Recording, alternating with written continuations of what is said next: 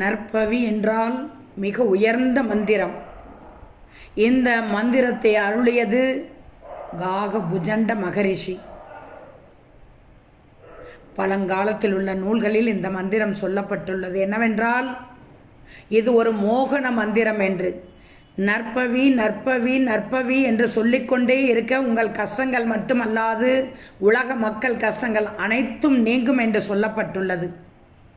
நற்பவி என்றால் நல்லது உண்டாகட்டும், நல்லது நடக்கட்டும் என அர்த்தம்.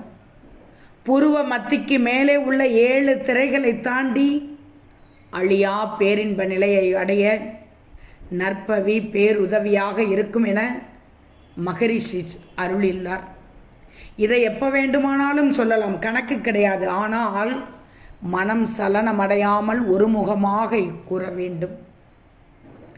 இந்த மந்திரம் ஓம் என்ற பிரணவ மந்திரத்திற்கு இணையானது என்பதால் இதை எல்லோரும் கார் வீடுகளில் எழுதி வைத்து பயன்பெற்று கொள்ளலாம்.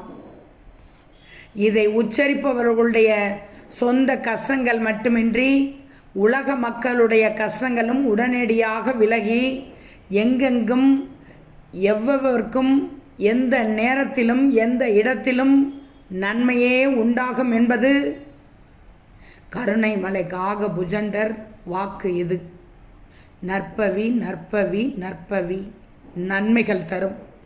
நற்பவி என்பது மகரிஷி அவர்களால் கொடுக்கப்பட்ட ஒரு மூல ஜப மந்திரம்.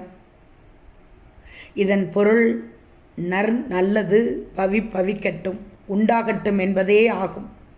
உலக மக்கள் யாவருக்கும் நல்லது உண்டாகட்டும் என்ற கருத்தில் உண்டாக்கப்பட்டது. சுலபமாக தீங்குகள் ஒழிக்கப்பட இது அஸ்திரமாக இருந்து வரும். இந்த நற்பவி மந்திரத்தின் பலன்களை தெரிந்து கொள்ளுங்கள். தீய சக்திகளும் தீவினைகளும் விலகி மன அமைதி உண்டாகும். கவலைகள் துயரங்கள் தடைகள் நீங்கி வாழ்க்கையில் முன்னேற்றம் ஏற்படும்.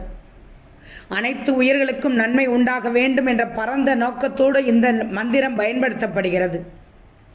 வாழ்க்கையில் பல்வேறு தடைகளை உடைத்து நேர்மறையான ஆற்றலை உருவாக்கும்.